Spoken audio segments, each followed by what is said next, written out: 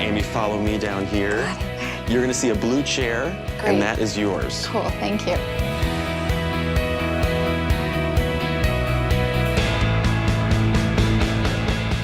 Amy, your performance in American Hustle has brought you your 5th Oscar nomination in less than 10 Crazy. years, and your first in Best Actress, which I think is really great. Thank you. When you Yes. think back to your career, was there a moment where you realized that you could be a front runner in this business, someone who makes a difference through their work? It's strange to think about because I never really saw acting in Hollywood as an option until I did the film Drop Dead Gorgeous, and then it just sort of opened up the idea that whether or not I could be a front runner, I definitely wanted to try. And you were doing dinner theater. I was doing dinner in theater. Minnesota, Yes. and the movie came to the area to film there. Exactly. So, you know, this was pre-reality television when, you know, you had to have a craft to, no offense to anybody, to be sort of on screen. And so it just didn't, it wasn't a reality to me that that could happen.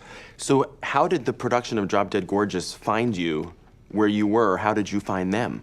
I had an agent for like industrials and commercials, and when the film came to town, they were looking for local girls because they wanted it to have a real sort of local feel to play some of the contestants. So I just auditioned kind of en masse with all of these girls, yeah.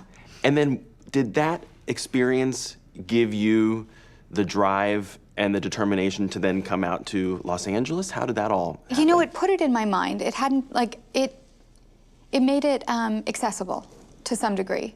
I was like, oh, it's the same thing that I do every night in dinner theater, just to a different degree and a different technique, and it presented a really wonderful challenge, and I do love a challenge. So what happened? Did you grab your brother and say, let's just do this? Did you talk about it for a long time? How was the decision? I was going to go to New York before Drop Dead Gorgeous. I was going to go to New York and pursue musical theater, and so when I did Drop Dead Gorgeous, it coincided with an injury, so yeah, I just said, you know what?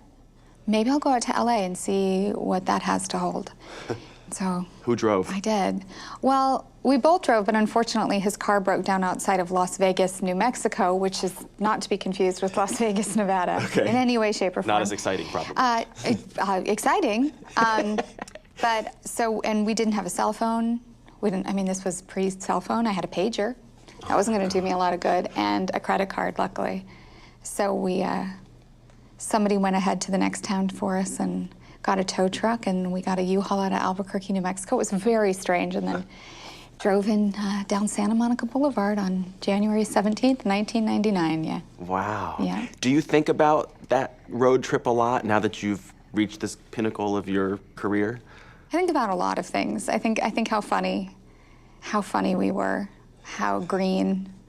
I hadn't been socialized at all. I didn't go to college, so I was sort of socially about 16 years old, still am, kind of.